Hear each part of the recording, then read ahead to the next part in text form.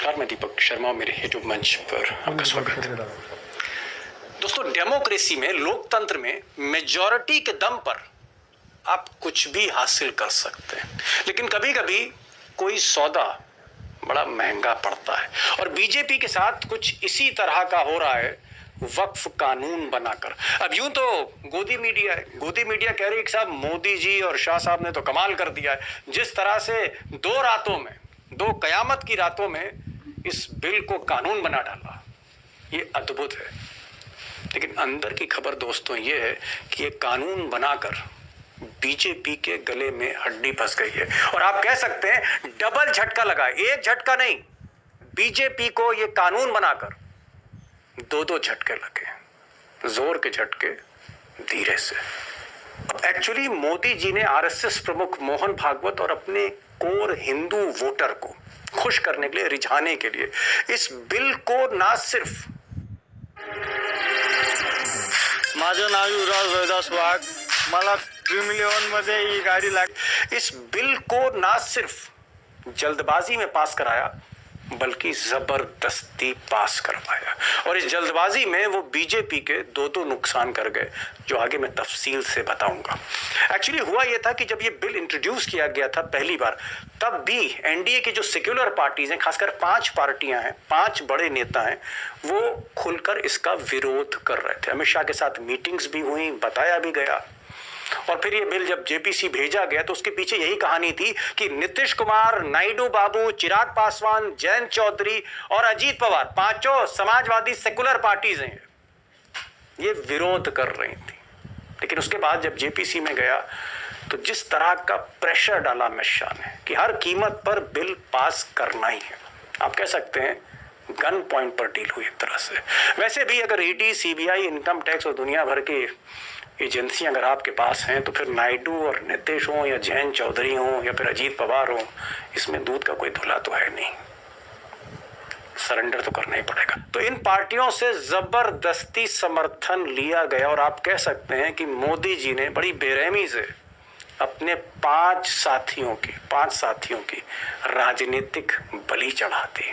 और आप हाल देख सकते हैं आज बिहार की सड़कों पर या महाराष्ट्र की सड़कों पर या हिंदुस्तान में कई जगह जिस तरह से नीतीश बाबू के पुतले फूके जा रहे हैं, नायडू बाबू के पुतले फूके जा रहे हैं, ऐसा कभी भी मिस्टर नायडू और नीतीश ने सोचा नहीं होगा कि मोदी की दोस्ती कहां ले जाएगी, किधर ले जाएगी और कहां छोड़ेगी। अब दोस्तों, जिस तर्ज पर और जिस स्केल पर इन नेताओं का विरोध हो रहा है, मुझे लगता है कि आने वाले बिहार चुनाव में जो इसी साल आखिर में होने हैं, उसमें नीतीश कुमार और चिराग पासवान जो बल्क में मुस्लिम वोट लेते रहे हैं, इनको इस बार मुसलमान वोट देने नहीं वाला है। और यही हाल आगे चलकर नायडू साहब या अजीत पवार का भी हो सकता है, जयंत चौधरी का भी चुनाव 2027 में। इनको कीमत तो चुकानी पड़ेगी और आप कह सकते हैं कि मोदी ने जबरदस्ती इनसे ये बिल पास करवा के कहीं ना कहीं इन पार्टियों को 3 बड़े नुकसान दिए। नंबर 1 कि बीजेपी ने इनके मुस्लिम वोट बैंक, ये जो 5 नेता हैं, इनके मुस्लिम वोट बैंक पर जबरदस्त चोट कर दी है। मुस्लिम अब लौटने वाला नहीं है इन 5 के पास। दूसरा बड़ा पॉइंट, जो दूसरा बड़ा डैमेज है, सेकुलर छवि। वो चाहे नीतीश कुमार अब जितनी बार टोपी पहनने या अजीत पवार जितनी बार रोजा अफ्तार की पार्टी देते हैं, अब वो जो सेकुलर छवि है अब वो दरक गई है, टूट गई है। इतनी गहरी दरार पड़ी है कि उसका पाटना मुश्किल है। और सबसे बड़ी चीज कि ये पार्टियां इतने बरसों से, जैसे जयंत चौधरी की पार्टी चौधरी चरण सिंह की पार्टी है, या फिर अजीत पवार की पार्टी शरद पवार की पार्टी, या फिर नीतीश की पार्टी समाजवादी पार्टी, या फिर मिस्टर नायडू की पार्टी एनटीआर की पार्टी है। ये जो समाजवादी धारा की पार्टियां थी, मोदी ने खेल करके, बलि चढ़ाकर धारा ही मोड़ दी, दक्षिणपंथी बना दिया रातों रात इन पार्टियों को। अब दोस्तों, मोदी जी 300 पार होते, 350 पार होते, तो फिर ये चाहे नीतीश कुमार हो, नायडू हो, ये एनडीए में रहें ना रहें, ये खुश रहें नाराज रहें, कोई फर्क नहीं पड़ता। लेकिन जो स्थिति मौजूदा है इस वक्त फ्लोर ऑफ द हाउस में, लोकसभा में, जहां बैसाखियों पे मोदी जी चल रहे हैं, तो आगे देखना होगा कि ये नाराजगी की इंतहा क्या है। नीतीश की, नायडू की। आगे मैं बात करूंगा इस पर, लेकिन एक और बड़ी खबर, और बड़ी खबर यह है जो दूसरा झटका है मोदी जी को, वो झटका भी 440 वोट से कम नहीं है, क्योंकि मोदी जी के जो कुछ मित्र दल थे जो एनडीए में नहीं थे, एनडीए से बाहर थे, बट फ्रेंडली पार्टीज थी, मौके पे मदद कर देती थी, खासकर राज्यसभा में। ये मित्र दल पहली बार, फॉर द फर्स्ट टाइम, पहली बार मोदी के अगेंस्ट चले गए, पहली बार बीजेपी के अगेंस्ट वोट किया, पहली बार इन्होंने ऐसा स्टैंड लिया कि खलबली मची हुई है बीजेपी में। और ये जो 4 मित्र दल हैं, जो पार्टियां हैं, इनमें से सबसे प्रमुख हैं वाईएसआर। सारी पार्टियां राज्यसभा में बहुत मजबूत हैं और राज्यसभा में बीजेपी थोड़ी वीक है। वाईएसआर की पार्टी है जगन मोहन रेड्डी, पूर्व मुख्यमंत्री, इनकी वाईएसआर कांग्रेस पार्टी है। 7 सांसद हैं, जी हाँ 7 सांसद वाईएसआर के हैं।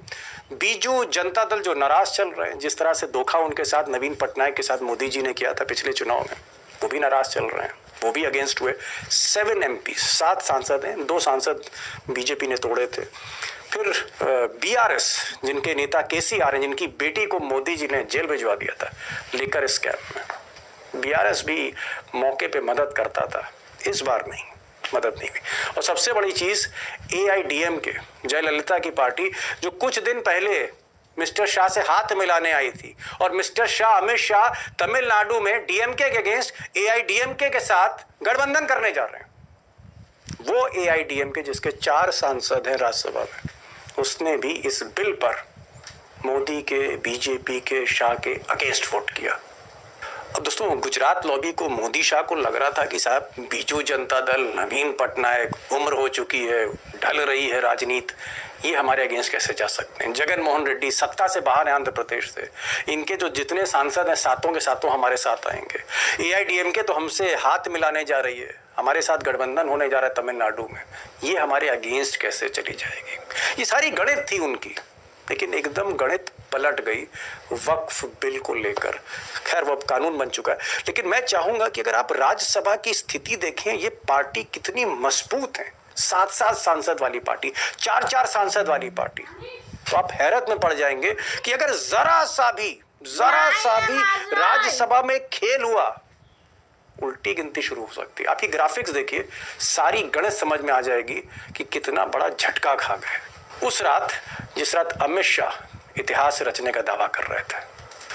अब दोस्तों, जिस रात क्रूशल वोटिंग हो रही थी वक्फ बिल पर, उस रात जो इंडिया लाइन से अपोजिशन है, TMC है, कांग्रेस है, लेफ्ट पार्टीज हैं, उसमें समाजवादी पार्टी है और ये तमाम पार्टियां, इनकी गिनती उस दिन 80-81 थी। 80-81 सांसद आए थे, यानी कि गिनती 88 होनी चाहिए थी, 88 के आसपास, लेकिन 6-7 सांसद एब्सेंट थे। तो खड़गे साहब को लग रहा था, प्रमोद तिवारी को लग रहा था, जयराम रमेश को लग रहा था कि भाई वोटिंग होगी तो 80-82 वोट ही पड़ेंगे। हालांकि सोनिया गांधी बीमारी की हालत में भी रात भर बैठी रही वोटिंग के लिए, तो इनको लग रहा था कि जब वोट पड़ेगा तो 80-81 वोट ही मिलेंगे, इतने ही सांसद हमारे साथ हैं। लेकिन जब वोटिंग हुई तो ये चौंक गए, मिस्टर खड़गे चौंक गए कि हो क्या गया है। 81-82 की जगह ये संख्या तो 95 पहुंच गई, 95। ये कौन लोग हमारे साथ आ गए, और ये संख्या तो 100 तक जा सकती थी, 100 के भी पार जा सकती थी। वो तो शाह साहब के भी होश उड़ गए कि हुआ क्या। कहाँ तो हम 80-81 सोच रहे थे अपोजिशन में, अगेंस्ट जो पड़ेगा बिल में, ये संख्या तो 100 छूने लगी। दरअसल हुआ ये था कि BRS, KCR, तेलंगाना के पूर्व मुख्यमंत्री, जिनकी बेटी को, कविता को जेल में डाला था मिस्टर शाह ने रातों रात, वो अगेंस्ट हो गए इस बिल के। 4 उनके सांसद हैं। बीजू जनता दल, नवीन पटनायक भी धोखा खा चुके हैं, वो भी समझ गए थे। उनके भी सांसदों ने, जिनके 7 सांसद हैं, वो भी अगेंस्ट गए इस बिल के। सबसे बड़ी बात, जगन मोहन रेड्डी, मोदी जी के शिष्य कह लीजिए, मोदी जी के मित्र कह लीजिए, हर मौके पे काम आने वाले जगन मोहन रेड्डी, पूर्व मुख्यमंत्री आंध्र प्रदेश, YSR CP पार्टी के 7 सांसद, वो भी अगेंस्ट गए। सिर्फ एक शख्स जो है वो उनके साथ नहीं गए, उनका नाम है परिमल नाथवानी। ये जो परिमल नाथवानी है, दरअसल ये मुकेश अंबानी की कंपनी रिलायंस में डायरेक्टर हैं। तो आप समझ सकते हैं जो अंबानी का आदमी है वो तो फिर अंबानी जी के साथ ही जाएगा, मोदी जी के साथ ही जाएगा। तो परिमल नाथवानी जो YSR पार्टी के हैं, उन्होंने वोट नहीं किया। AIDMK जो गठबंधन करने जा रही है मोदी जी के साथ तमिलनाडु में, वो भी अगेंस्ट चले गए, क्योंकि शाह साहब को शायद इस बात का इल्म नहीं था कि AIDMK भी मुस्लिम वोट लेती है। इसलिए पहली बार जब DMK ने रेजोल्यूशन लेके आए इस वक्फ बिल के खिलाफ तमिलनाडु के असेंबली में, तो AIDMK दुश्मन के साथ हो गई। तो कहीं ना कहीं AIDMK ने झटका दिया, KCR ने झटका दिया, नवीन पटनायक ने झटका दिया, जगन मोहन रेड्डी ने झटका दिया, और ये संख्या पहुंच गई 95। अब बहरहाल बिल तो पास कर लिया है, लेकिन ऐसा लोग कहते हैं कि 3:30-4 बजे जब शाह साहब घर लौटे, नींद तो आ रही थी लेकिन आई नहीं, क्योंकि ये संकेत, ये लक्षण अच्छे नहीं थे। 4 पुराने दोस्त मित्र दल पहली बार फ्लोर ऑफ द हाउस में दुश्मन बन गए। अब दोस्तों फाइनल कमेंट, और फाइनल कमेंट मेरा यही है, कहानी तो आपको समझ में आ ही रही होगी। फाइनल कमेंट ये है कि मोदी जी ने RSS को खुश करने के लिए, अपने हिंदू कोर वोटर को खुश करने के लिए, उत्तर प्रदेश में सांप्रदायिक ध्रुवीकरण के लिए, बिहार और बंगाल को गर्म करने के लिए जहाँ चुनाव होने वाले हैं आने वाले दिनों में, एक माहौल तो बनाने की कोशिश की। हो सकता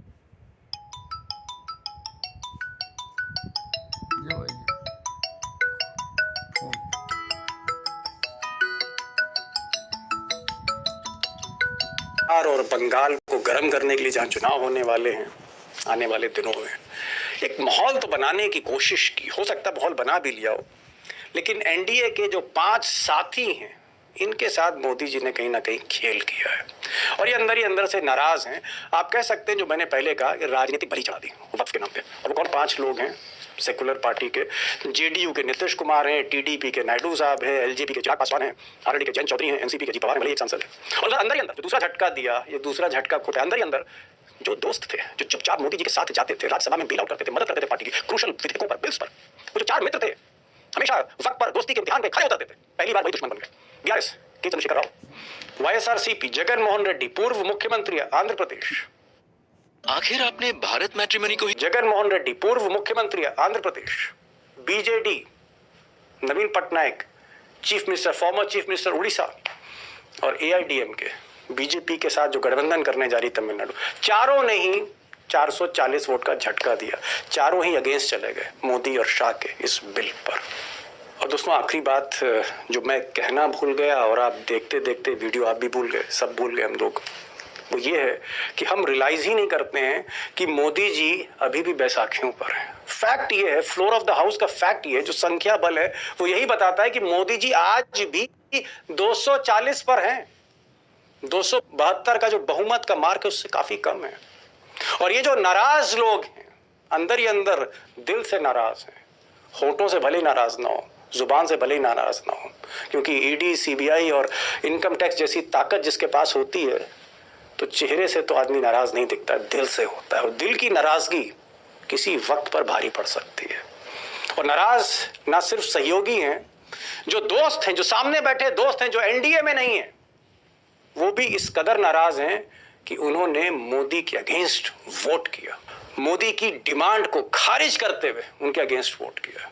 ये एक अच्छे लक्षण नहीं है, 240 वाले मोदी के लिए अच्छे लक्षण नहीं है, क्योंकि मैंने कहा लोकसभा में भी पोजीशन टाइट है, राज्यसभा में भी पोजीशन टाइट है। 15-20 लोग इधर से उधर गए, तो ये अंक गणित बताती, मैं नहीं कह रहा हूँ, ये मैथमेटिक्स बोलती है कि फिर कुछ भी हो सकता है संसद में मोदी जी के साथ। तो बहरहाल ये आज का वीडियो था, और मेरी आपसे एक आखिर में बस एक छोटी सी गुजारिश रहती है, और वो गुजारिश ये है कि अगर ये वीडियो पसंद आए तो इसको शेयर करिए दोस्तों के साथ, और दूसरा कि अगर आपने इसको सब्सक्राइब नहीं किया तो प्लीज़ इसको सब्सक्राइब करिए, और बेल आइकन भी आप दबाइए, आपको नोटिफिकेशन मिलेगा।